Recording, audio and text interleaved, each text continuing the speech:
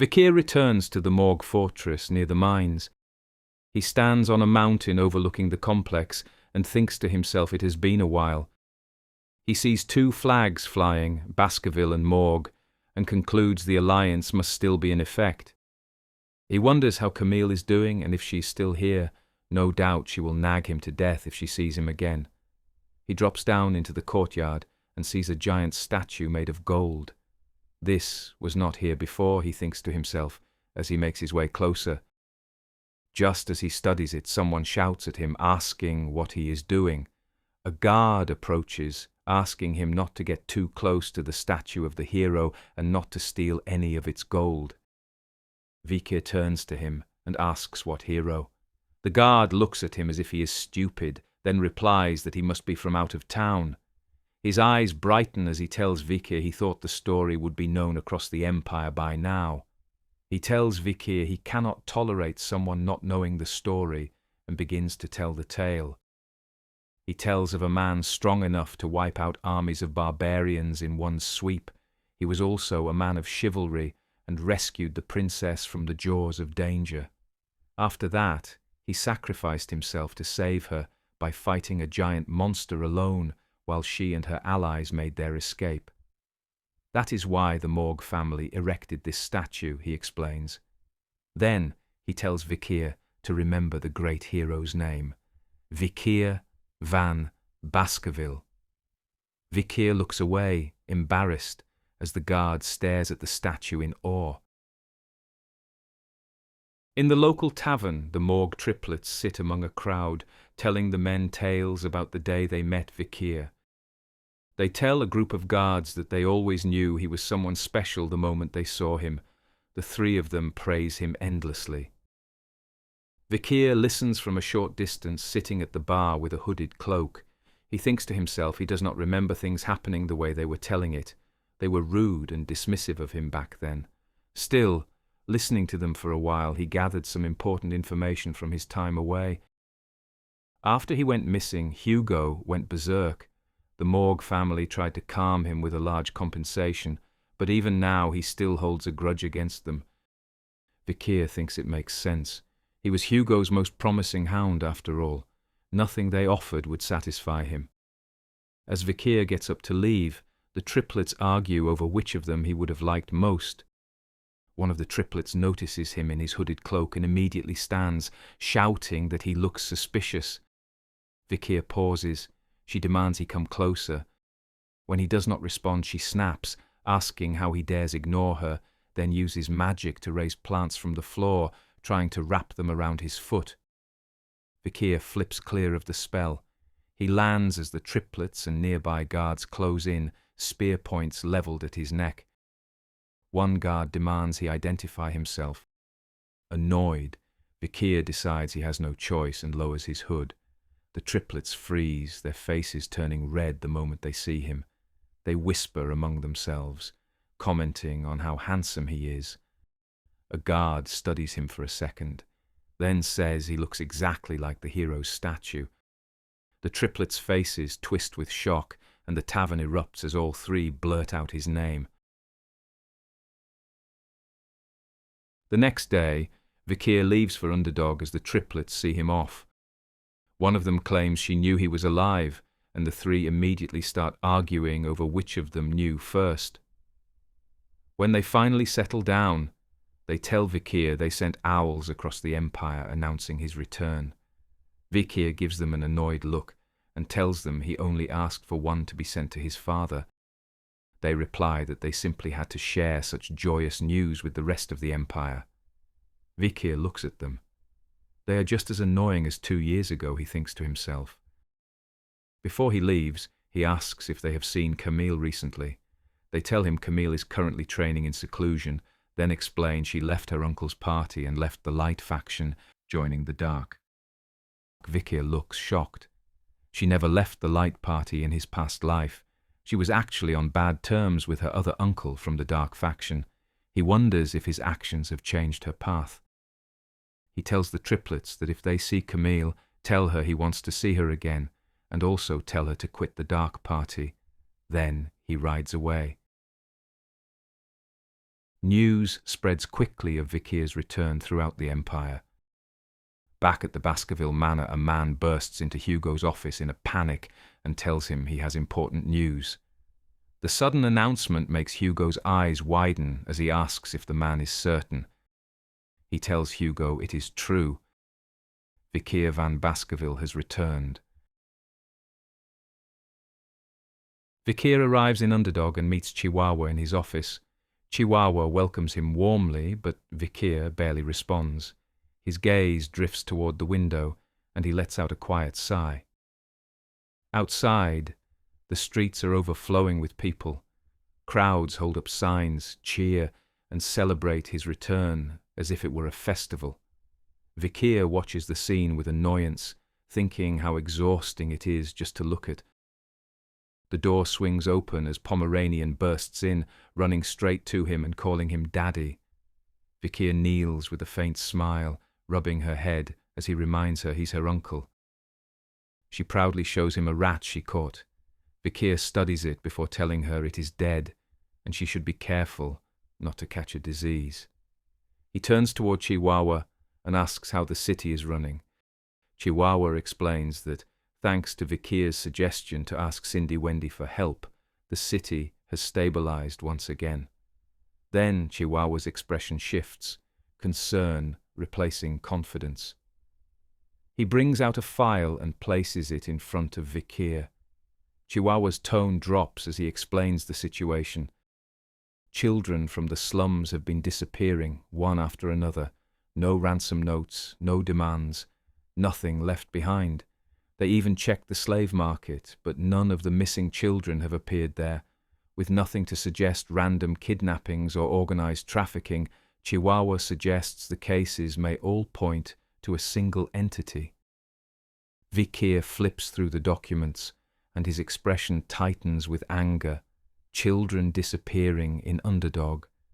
It mirrors the very crime he was framed for in his previous life. This should not be happening yet. Events are shifting ahead of schedule, decades ahead. Pomeranian calls out again. She tells him the rat is alive. Vikir turns and sees the once dead rodent perched on her shoulder, twitching. He and Chihuahua both recoil in shock. Vikir regains his composure and asks when she was able to do it. She counts on her fingers, saying 2 or 3 days ago, then casually adds that she copied the Rococo tribe. Vikir knows she lived among them. But to imitate their magic simply by watching, at her age, even the most exceptional children of Baskerville or Morgue do not connect to their mana until 8. For her to do this at 5, she may be a prodigy. He wonders how Hugo would react. The thought troubles him. He rests his hand on her head, unsure, maybe he should never let the two meet. A pigeon slips through the open window and perches nearby, a letter fastened to its leg. Chihuahua opens it, his eyes narrowing as he reads. Then he stammers as he looks up at Vikir. There is an emergency. Lord Hugo will be arriving soon. Later, in Vikir's office, an unnerving silence settled over the room. Vikir sat across from Hugo, neither speaking, neither moving. At last Hugo broke the quiet, stating simply that Vikir had returned. Vikir confirmed it just as plainly. He let out a quiet sigh. He had only managed to move Pomeranian into the room next door before Hugo arrived. Hugo's tone turned casual as he asked how Vikir had been. Vikir answered that he had stayed with the barbarians, spending the time recovering his health. He added that he befriended them to study them, and during that period came up with a plan to take the woodlands. Hugo leaned forward, asking him to elaborate. Vikir outlined his idea. They would control the barbarians using ordinary goods from the empire. Items nobles barely valued were considered treasures among the tribes. By trading with them, Baskerville could control them. Hugo asked how that would secure the woodlands. Vikir continued. In exchange for those goods, they would demand that the tribes keep the area free of monsters. A subtle grin curled across his face as he explained that the barbarians' numbers would slowly bleed as they did the work for them. Hugo paused, thinking it over. Then his expression twisted into a grin eerily similar to Vikir's. He called it a good strategy. Since Vikir had built rapport with the tribes, he told him he would leave the matter in his hands. From the side, Chihuahua watched quietly, wondering if this truly counted as their first conversation after years apart. Barrymore, standing behind Hugo, noticed his master smiling and thought it had been nearly 2 years since he'd seen that expression. Vikir took a sip of tea. Hugo had no idea, he thought.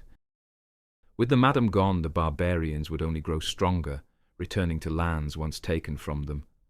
The plan would keep outside forces from intruding into the woods, giving the tribes time to fortify themselves. Suddenly, the air shifted. The drink in front of Hugo began to boil, steam rising as his anger surfaced. He spoke through clenched teeth. No matter what, they would not deal with the Rococo tribe. They deserved annihilation. Vikir assured him, of course. Behind him, Chihuahua nearly fainted under the pressure radiating from Hugo. Vikir thought that Hugo's hatred made sense. The Rococo tribe had kidnapped his daughter after all. Hugo exhaled, and the tension in the room eased. He commented that they had talked only about barbarians, then instructed Vikir not to overwork himself, a remark that surprised him. He continued. Since Vikir had rescued the Morg girl, the Morg family compensated him generously. Even the Imperial family rewarded him for his actions, but then Hugo said it meant little. What was the use of wealth when a father had lost his son?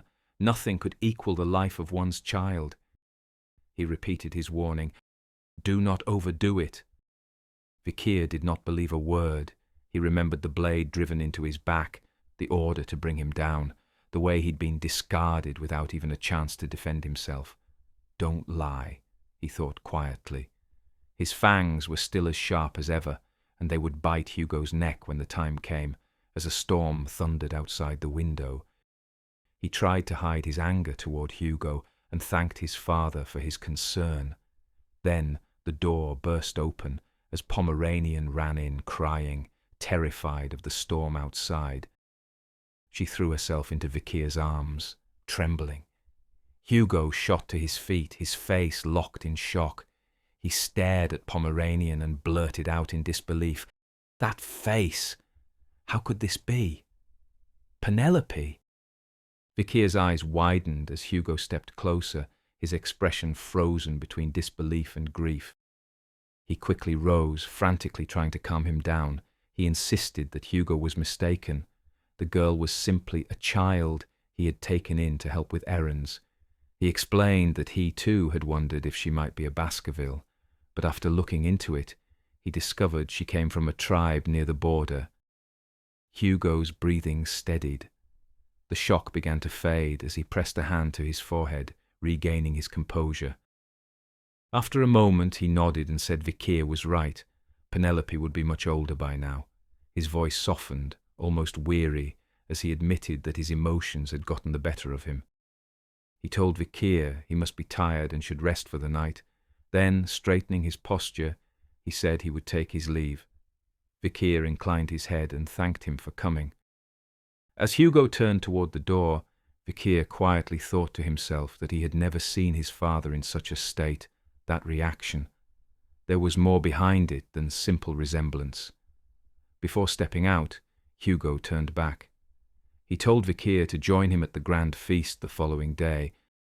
Vikir agreed without hesitation, replying that he would see him tomorrow evening. Later that night, Vikir lay on the floor trying to sleep. He wasn't used to lying on a bed anymore. The hard surface beneath him felt more natural. Maybe he had grown too accustomed to life among the barbarians, he thought. His mind drifted back to Hugo's reaction earlier that day. He wondered if he should tell him the truth about Pomeranian. Perhaps it was better to feel him out first before deciding. One thing, however, was certain. He couldn't allow the child to be in danger. He needed to be absolutely sure Hugo wouldn't harm her. A sudden breeze swept through the open window, fluttering the curtains. Vikir's eyes opened. Someone was inside. A hooded figure clad in black stepped quietly into the room, unsheathing a dagger. They crept toward the bed, unaware it had been stuffed with pillows to mimic a sleeping body. Before the intruder could strike, a calm voice cut through the silence. He remarked that they must have their ear close to the ground to find him so fast. The assassin flinched, startled. Vikir sprang from the shadows beside the bed, spinning on one hand before driving his heel into their wrist. The dagger flew from their grip, clattering across the floor. In a single motion, he poured aura into his palm and pressed it against the attacker's neck like a blade. The hooded figure froze, raising both hands. Their voice trembled as they hurriedly said he should wait. They were only messing with him. Vikir narrowed his eyes, studying them closely. Then he saw it, a familiar spark in their gaze. He withdrew his hand. He told them next time to make an appointment if they didn't want to get killed by mistake. The hooded intruder scoffed and asked who even stuffs their bed with pillows and sleeps on the floor. They lowered their mask and hood, revealing a familiar face. Cindy Wendy. She smiled lightly, saying it had been a while. Vikir frowned, unimpressed. She must enjoy the attention, making entrances like that, he remarked. She stuck out her tongue in cheeky defiance, then walked past him and sat on the edge of the bed, legs crossed. She asked how he'd known where to send Mr. Chihuahua to find her. Vikir replied that she always went where the money flowed, helped the rich get richer, then robbed them blind, so naturally he knew she'd end up with the little girl. Cindy Wendy scoffed, saying she only took what she was owed for making them rich. She added that she wouldn't have done that to the girl Judy. She was looking out for her. If not for her, Judy would have been cheated out of every coin by now. Vikir told her that was exactly why he'd assigned guards to watch over the girl. Cindy Wendy rolled her eyes and said guards couldn't stop someone from being swindled. Vikir answered that one of them was a financial expert, and they wouldn't allow the girl to be tricked.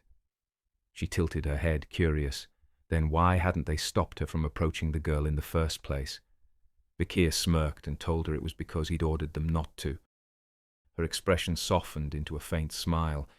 It seemed she had played right into his hands. Vikir asked Cindy Wendy if she had brought what he requested. Without hesitation, she unzipped her tight black suit and reached into her bosom, pulling out a tightly rolled scroll. He paused for a moment, watching her remove it, then let out a quiet sigh. He told her dryly that she seemed to have changed since they last met, then added that next time he expected a little more professionalism. She should bring important documents in a proper folder, not there. She smirked, brushing off his complaint with a glint of amusement. Vikir told her that, as promised, he would arrange for her to trade with the natives of the woodlands. Cindy Wendy's grin widened. She teased him, asking if she should start calling him boss from now on. He ignored her and took the scroll in his hands, unrolling it as he began to read. These were the documents he had asked for in advance, knowing he would be invited to the grand feast. They contained information on every guest expected to attend, their backgrounds, habits, and useful notes. He scanned the first document. Hugo. That much was obvious. The second listed Boston Terrier, whom he had met before. The third covered Hugo's half-brother, Great Dane Baskerville. Vikir's eyes narrowed slightly. Those two, Boston and Dane, rarely got along. He wondered aloud why they would both be present. Cindy Wendy said it was obvious. They wanted to see the young Baskerville legend who had returned from the dead and were probably hoping to recruit him. Vikir exhaled. Tomorrow was already shaping up to be exhausting. He moved to the next document. Osiris Baskerville, Hugo's eldest son and heir. He remembered seeing him from a distance in his past life, cold, stoic, much like Hugo himself. Cindy Wendy commented that Osiris was likely the strongest Baskerville aside from the 7 counts. She tilted her head, asking whether Vikir thought he was stronger. Vikir told her to stop trying to measure his strength as he reached for the next file, Seth Baskerville. Hugo's second son. He had heard Seth had been training in seclusion and wondered why he had decided to appear at the feast. His skills were ordinary for a direct descendant, frail and sickly since childhood, but his heart had been kind and gentle, unlike any other Baskerville. That gentleness had made him the target of Hugo's scorn. Vikir's expression softened for a brief moment. Seth had been the only Baskerville he respected in his past life. The thought of seeing him again brought a flicker of anticipation. Then he opened the next document and slammed it down, annoyance flashing across his face. Cindy Wendy scowled at him. She told him not to skim through her work so carelessly. She had spent a great deal of effort gathering that information. Vikir waved her off. He already knew about the final three, the Baskerville triplets. A faint grin crossed his face. Tomorrow would be an interesting day. The next evening, Vikir made his way to the grand feast. He walked through the towering double doors, finding everyone already seated at the long table waiting for him. He announced himself to the room and thanked Hugo for the invitation. Hugo gave a brief nod, telling him to take a seat. Dinner was served. The air was filled with the sound of silverware and quiet conversation. Before long, Boston Terrier and Great Dane began to bicker, each accusing the other of trying to steal Vikir for themselves. Vikir watched them in silence, thinking it was just as he expected, both trying to recruit him. The proud heads of the famous pit bulls and mastiffs. In his past life, he would have jumped at such offers, but looking at them now, they only seemed like inferior mutts fighting over scraps. Boston leaned forward, asking how Vikir's life had been in the woodlands and how many monsters and barbarians he had killed. Dane added that it must have been dangerous and said he was curious to see how much Vikir had grown. Hugo's calm voice cut through their chatter. He told them to let the boy finish his meal before badgering him.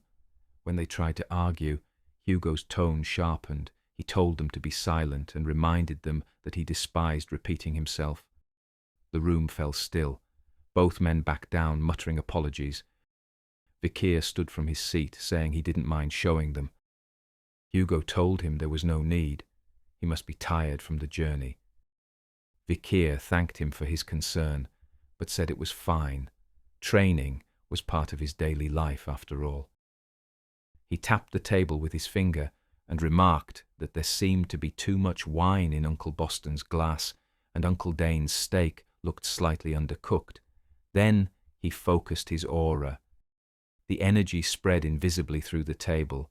Boston's wine began to boil, and Dane's steak sizzled to perfection. Both men looked stunned and impressed.